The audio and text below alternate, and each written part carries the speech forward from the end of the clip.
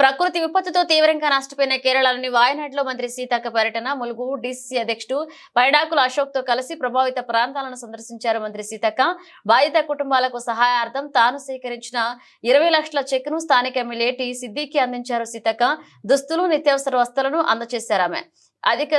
వందల సంఖ్యలో మృతులను సామూహిక ఖననం చేసిన మండంకాయ శ్మశాన వాటికలు మృతులకు శ్రద్ధాంజలి ఘటించారు మంత్రి సీతక్క.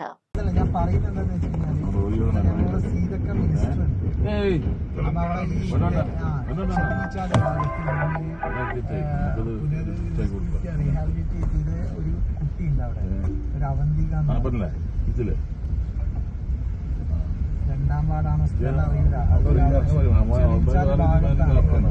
ഞങ്ങൾ അവിടുന്ന് ഇറങ്ങി